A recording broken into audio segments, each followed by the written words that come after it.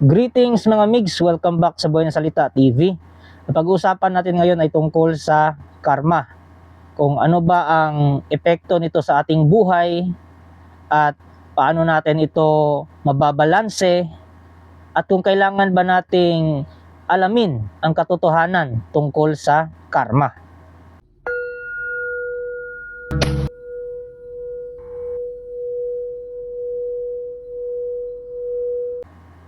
So disclaimer mga migs, some inputs are from Luang Por Chu and the other lessons are from personal opinion based from books and other random teachers. So ayon sa isang monk na si LP Chu o Luang Por Chu, karma is an action with intention. So kung ano yung ginagawa mo, kung ano yung intensyon sa likod ng ginagawa mo, doon ka hatulan ng karma. At ang karma po ay walang pinipili dahil lahat tayo ay napapasailalim sa batas ng karma dahil nandito tayo sa three-dimensional world.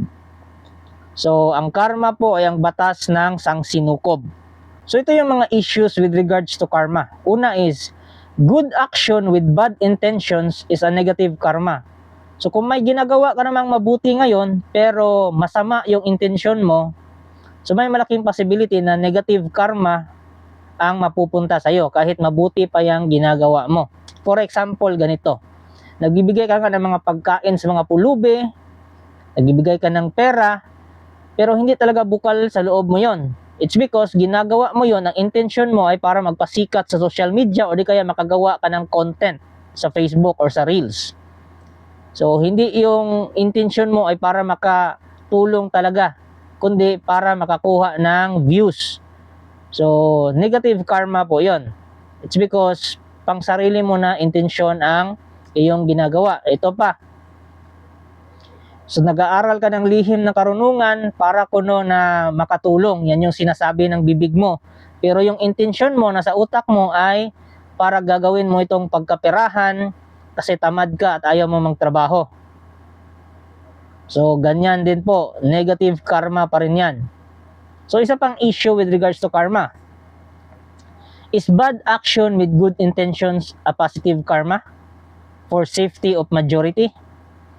So, kung may ginagawa kang mali na action para mapairal yung tama, good karma ba yon? So, ang kinukuhaan ko ng base dito yung mga pulis, yung mga sundalo. Siyempre, pumapatay sila ng kriminal. Tapos yung pagpatay po ay bawal yan sa Buddhism. Kasi nakaka-attract yan ng negative karma. Pero yung pinatay nila, kriminal naman. So, pinatay nila yung kriminal para yung mga inosenteng buhay ay mabigyan ng seguridad, mabigyan ng kaligtasan. At yung mga nabiktima nila ay mabibigyan ng hustisya. So ito, opinion ko, nakakakuha pa rin sila ng negative karma dahil sa pagpatay, pero mas malaki yung positive karma na marireceive nila. It's because of the intention na kanilang ginawa. Kasi kahit masama ang pagpatay, pero ang intention mo ay mabuti, may malaking possibility na positive karma yon. Tulad ng may tarantado na tao, rapist, babarangin mo para mabigyan ng hustisya, di ba? So nagdedepende yan sa intensyon mo. Kung mabuti ang iyong intensyon, may malaking possibilities na positive karma yung darating sa inyo. Pero hindi pa rin nawawala yung katotohanan na gumawa kayo ng masama. So makaka-receive pa rin kayo ng negative karma doon. So magtitimbang-timbang na lang yan kung alin yung mas mabigat o alin yung mas pabor, kung positive ba or negative. So dito naman tayo sa soul or sa kaluluwa. Karma generates energy and it is collected in the soul. So yung karma daw, yung ginagawa natin, nagge-generate yan o lumilikha yan ng enerhiya. So kung masama yung ginagawa mo, masamang enerhiya yung nalilikha o negative energy. At yun ay nadideposito sa inyong kaluluwa. Kasi nga, the more negative karma, the heavier the soul and life. The more positive karma, the lighter the soul and life. Kasi di porket makikita mo yung tao na, uy, mayaman siya, maganda yung kalagayan niya ngayon, tapos gumagawa siya ng masama. So, akala mo, bakit hindi siya tinatablan ng karma? So, most probably, yung karma na yon ay uutangin niya yon. So, sa next life niya, pagbabayaran niya yung karma na yon. Minsan naman, kung sobrang dami na ng karma, umaapaw yon. So, kahit marami silang pera, may punto pa rin sa buhay nila na magsasuffer sila. So, may point pa rin sa buhay nila, o may aspeto pa rin doon na magdudusa sila. Kasi the more positive karma, the lighter the soul and the life. So, dapat positibong karma ang ideposito mo sa inyong kaluluwa para mas magaan yung buhay. Wala kang uutangin na karma sa susunod mong buhay. Or kung kaya mo naman, ay marirevert ka into a higher dimension or makawala ka na sa cycle of rebirth. Ang karma, mga migs, ay nalilikha sa tatlong paraan: sa isip, sa salita, at sa gawa. So, kung masama yung iniisip mo, nakakalikha ka na ng masamang karma o negative karma. Kung puro kasinungalingan lumalabas sa bibig mo, so nakakalikha ka na ng negative karma. So, tulad ng mga tao na mga biblical kuno. Tapos, nadiskubre ko na pasampa pala yung kanyang pamamaraan ng panggagamot. Wala namang ganun sa Biblia. So, therefore, nagsinungaling siya. Isa siyang impokrito. So, negative karma yung matatanggap niya. At pagdating naman sa aspeto ng aksyon o sa mga gawa, kung mapanglamang ka sa kapwa mo o may mga ginagawa ka na pwedeng ikapahamak na ibang tao, ikaperwisyo ng ibang tao, so ibig sabihin nun, negative karma yung nililikha mo. So past life karma, ang resulta niyan ay negative o hardship in life. Minsan naman, sakit. So kung ikaw ay may karma na utang sa past life mo, sa nakaraan mong buhay, so maaring dalhin mo yan sa kasalukuyan. So, yung iba nagtataka kung bakit kahit anong pagsisikap nila ay mabigat pa rin yung kanilang buhay, may dumarating pa rin na problema. It's because, mga migs, may binabayaran ka pang karma sa nakaraan mong buhay. Pero huwag kayong mag-alala kasi pag-uusapan natin ngayon kung paano mo yan mababayaran sa kasalukuyan at mapabago ang takbo ng buhay mo. Kasi, mga migs, kung sa minsan sa sobrang sama mo sa nakaraang buhay mo, maaari kang magkaroon ng malalang sakit sa kasalukuyan.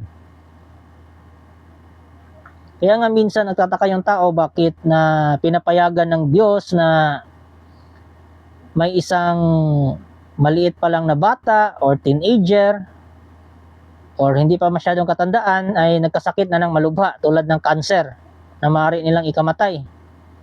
It's because may kinalaman doon yung karma sa past life niya. May nagawa siya sa nakaraan niyang buhay na dinala niya hanggang ngayon.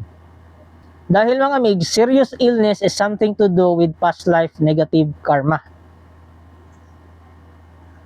Kung ang past life karma mo, mga migs, ay positibo, marami kang nagawang mabuti, na may mabuting intensyon, marami kang natulungan na tao dahil bukal sa puso mo. So, positibo ang takbo ng buhay mo ngayon. Bali, productive ka, good health ka. Minsan nga nagtataka ka, bakit tong taong to malakas manigarilyo pero hindi nagkakasakit? Malakas uminom pero buhay pa rin hanggang ngayon. It's because maganda yung karma nila sa past life nila. Ang irony lang doon ay sa kasalukuyan ay naging bisyoso sila. Masyadong maraming bisyo. So, dadalhin nila yon sa pagtanda o di kaya babayaran nila yon sa next lifetime. Mapapansin nyo, mga migs, yung ibang tao, less effort, good and easy richness. So, yung iba, kahit wala masyadong ginagawa, konting push lang, pero umaasenso kaagad. Nagiging mayaman kaagad. It's because punong-puno ng positibong enerhiya ang kanilang kaluluwa. Kasi marami silang nagawang kabutihan sa nakaraang buhay nila. Kumbaga, positive karma ang na-deposito sa kanilang kaluluwa simula pa noong nakaraang buhay nila. At mas gagaan pa yung buhay nila sa ngayon kung gagawa pa sila ng maraming kabutihan. So ito, paano natin mababayaran yung negative karma na utang natin sa nakaraang buhay? Una mga migs ay sa sakit. So kung nagkasakit ka ng malubha, tapos nakasurvive ka, ibig sabihin doon, nabayaran mo na yung past life karma mo. Unfortunately, yung ibang tao, tinatanggap nila yung malubhang sakit na yun ay sa edad na 50 pataas, ganoon. Kaya kahit makasurvive man sila, so medyo mahina na yung katawan para baguhin pa yung takbo ng buhay nila. Ang pangalawa mga migs, para mabayaran natin yung negative karma natin sa past life ay doing good deeds with good intention. So, gumawa ka ng aksyon na may mabuting intensyon. So, tumulong ka sa kapwa na hindi kailangan ng camera, hindi kailangan ng selfie, ganon. So, pasikreto lang. So, sabi nga ni Yeshua, di ba, na pag nagdasal ka, sikreto lang.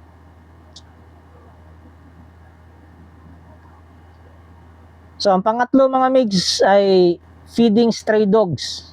So, sa pagpapakain ng mga asong gala, mga pusang gala, mga ibon.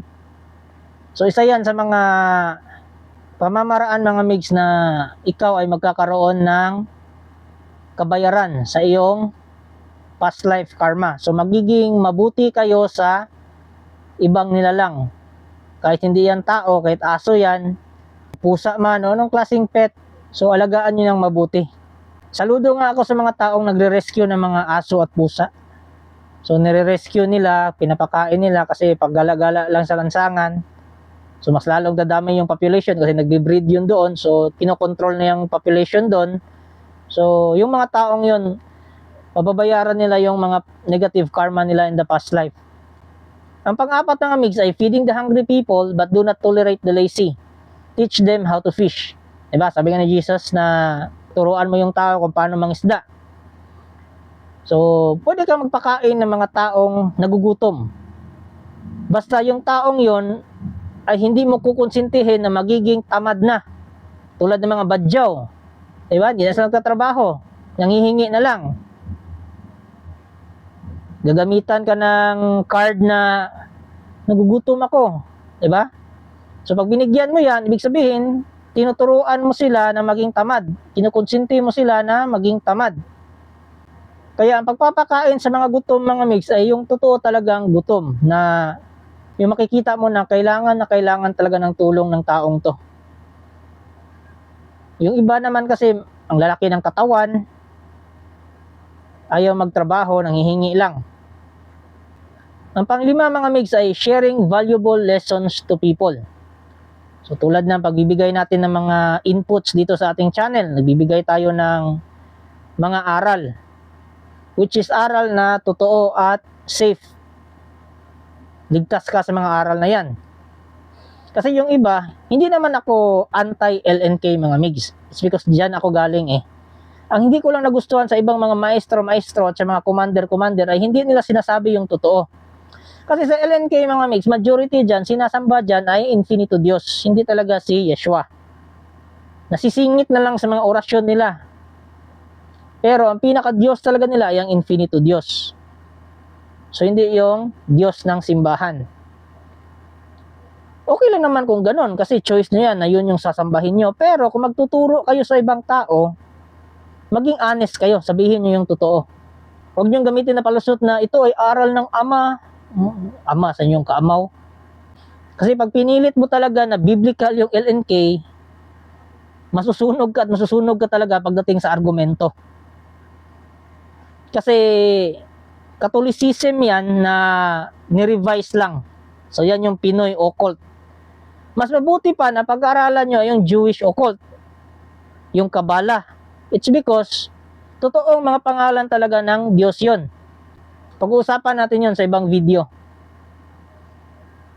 Ang problema lang sa Kabbalah mga migs, pagdating dito sa Pilipinas, nahaluan na ng mga orasyon o mga pangalan ng mga espiritu na ginawa lang dito sa Pilipinas. Kumbaga hinaluan nila ng mga sinasamba nilang espiritu Kaya nagka-remix na yung Kabala. So sa ibang video na lang natin yan pag-uusapan. So proceed tayo sa pang-anim. So healing people with real and safe method. So panggagamot sa kapwa-tao natin na totoo at ligtas na pamamaraan. So kapag nakagamot ka sa kapwa mo, good karma yon. Pero kung hindi naman totoo yung panggagamot mo, kahit physical yung sakit, sasabihin mo na spiritual, pasasampaan mo, kukumbatihin mo, na ikaw na rin naman tumawag doon sa espiritu na yon. So yan po ay hindi real o hindi totoo na panggagamot. Negative karma yan. At dapat ang pamaraan mo ay ligtas, safe method. Ang problema lang sa ibang tao ay nagagalit sila pag nabuking sila. Donation to church that spread good lessons, not to the cult that only one pastor or family receives the benefits. Do not tolerate abusive cult and their brainwash members. Yan, napakaklaro mga migs ha. So pwede ka mag-donate sa simbahan na kinabibilangan mo. Basta yung simbahan na yon, gagamitin nila ang pera sa pagpalaganap ng mabubuting leksyon sa kapwa-tao. Pero kung yung donasyon mo ay para lang sa isang pastor, siya lang yung makikinabang, yung parang kulto na, o di kaya isang pamilya lang yung nakikinabang, na parang kulto na rin yung siste, so hindi po yan positive karma, negative karma po yan. Tapos huwag nyo konsintihin yung mga abusadong kulto, pati na yung mga miyembro nila. Yung ibang tao kasi, makikipagkaibigan ko no sa iyo, yung member ng isang kulto. Ikaw naman na kunwari na wala kang malisya, so okay lang naman sa'yo. Pero yung totoo, may malisya yon. At pwede kang i-recruit nun, o di kaya naman, ay may gagawin kayong hindi maganda na ikakapahamak ng ibang tao. So negative karma yon. Pagbabayaran mo yon. Hindi man ngayon, pero sa mga susunod na araw. So pagdating naman sa kasulukuyan, para hindi na natin madagdagan ang negative karma na dala-dala natin sa ating past life, so ito yung mga bagay na iwasan natin. Yung negative karma in the present. Una ay defending people with ill intentions. So pagdidepensa sa mga taong may masamang intensyon tulad ng mga politiko, leader ng mga kulto, at membro ng mga kulto. Kasi yung mga tao, nagtataka sila, bakit naman na masipag naman ako, pero mabigat pa rin yung buhay namin. Yun pala ay defender siya ng isang political party. Tapos yung politiko na yun, wala namang pakialam sa kanya. So para siyang bobo. Pangalawa naman, ay dinidepensahan nila yung leader ng kulto. It's because idol nila. Tapos yung leader na yon, gaano ka kasi siguro na hindi masama ang intensyon noon sa kapwa nila tao. So madadamay ka sa karma na dala ng leader na yon. May iba naman na ino-open yung sarili sa mga member ng kulto. Kahit gaano ka pa karaming pera, kahit malago pa yung negosyo mo, may point pa rin sa buhay mo na darating na maghihirap ka. Or may point pa rin sa buhay mo na magiging miserable ka. Either magkakasakit ka, or may mga unexpected ka na bayarin. It's because you welcome the negative people in your life, or negative people who has a negative energy. So damay-damay na yon. Kaya ngayong iba nagtataka na masipag ako, may negosyo ako, pero bakit yung buhay ko ay mabigat pa rin? Yung iba, mapera naman ako, pero malungkot ako. Or marami akong pera, pero miserable ako, marami akong conflict sa ibang tao. It's because they are defending people with ill intentions. Ang pangalawa mga migs, kung bakit tayo nakakakuha ng negative karma sa kasalukuyan ay ang pagiging inggitero, being envious o evil eye. So ganito yan mga migs, kung inggitero ka or inggitera ka, nagtatapon ka ng negative energy doon sa taong kinaiinggitan mo. At ang negative energy na yon, didikit yon sa taong kinaiinggitan mo at mapipirwisyo mo yung taong yon. So dahil sa'yo, napipirwisyo yung tao. So, negative karma ang balik sa'yo. Dapat maging masaya ka sa achievement ng iba. Kung naiinggit ka, magdudusa ka. Hindi man ngayon, baka bukas, o sa next life mo. Pangatlo mga migs ay becoming a bad example. Yung corrupt ka. O di kaya naman, isa kang influencer na puro kalaswaan. O di kaya isa kang vlogger na puro fake news yung pinapakalat mo. O di kaya naman ay sugarol ka. Tapos yung mga bata, tumitingala sa'yo, akala nila na okay lang yung ginagawa mo. So nagiging masamang ehemplo ka na sa ibang tao. So negative karma po yan. Pang-apat, blaming others of your stupidity. So, pinapahid mo sa iba yung kabubuhan mo.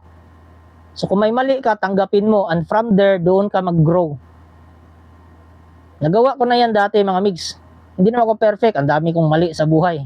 Kahit nga ngayon, nagkakamali pa rin ako. Kahit nga sa pag-type ng slides na ito, nagkakamali ako sa spelling. Pero from there, doon tayo matututo. Panglima mga migs, dishonesty. Yung pagiging sinungaling. Yan, negative karma yan. So kadalasan sa idol nyo ng mga politicians, may iba dyan na sinungaling tapos dinidepensahan mo, so nadadamay ka na sa dishonesty karma niya. Hindi lang yung applicable sa politician, kahit ordinaryong tao na dishonest, tapos kinampihan mo. Alam mo naman na mali yung ginawa niya pero pinagtakpan mo. Yan, negative karma yan, magdudusa ka niyan. Ang pang-anim mga migs ay distant betrayal. Ang distant betrayal po ay yan yung patago o palihim na tinatraidor mo yung isang tao. O sa term ng mga narcissist dyan ay pakonti-konti lang na pagtataksil. Pero ang universe mga migs ay hindi mo maluloko. Kasi alam ng universe yung malisyosong intention mo. Kahit sabihin mo pa na nakikipagkaibigan ka lang kuno. So yan yung pagtataksil na madali mo lang i-deny. It's because konti lang naman. Chat lang yon, di kaya FB friends lang yon. Pero yung katotohanan, yung intention mo doon, hindi yun mababali. So negative karma yon. Either magkakasakit ka or magkakaroon ka ng insidente sa buhay mo na magiging miserable ka. It's because every action, there's an opposite reaction. So lahat ng ginagawa mo, may balik talaga sa'yo. At ang pito mga migs, making other creatures suffer. So, huwag niyong saktan yung ibang mga nilalang. Kahit tao, lalo na yung tao, huwag niyong saktan. Pero minsan mga migs, masakit yung katotohanan. May mga bobo dito sa social media at kailangan natin turuan ng leksyon. Kasi pag hindi mo sinabi sa kanya kung ano yung kabubuhan niya, hindi sila matututo. And aside from that mga migs, so wag kayong basta-bastang pumatay ng mga hayop dahil lang sa trip nyo lang. Di ba may mga video dati yung mga pasikat ng mga babae, pinatay nila yung tuta, tinatadyak-tadyakan nila. Ay pumatay ng pusa para lang maka-gain ng attention sa social media. At saka yung pagpapaaway ng mga gagamba, yun. Pinapasuffer nyo yung ibang creature. Pagpapasabong, yan, pinapasuffer nyo yung ibang creature. Para lang na sumaya ka. Para lang meron kang adrenaline rush. Maraming paraan mga migs para pagpapahirap mo sa ibang nilalang. Kumbaga, huwag kang perwisyo sa ibang nilalang o sa komunidad mo.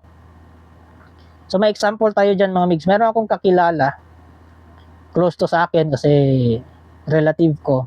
May aso sila. Tapos yung aso nila, natalian nila ng kadena. Nandun lang yun sa labas ng pinto nila sa bahay.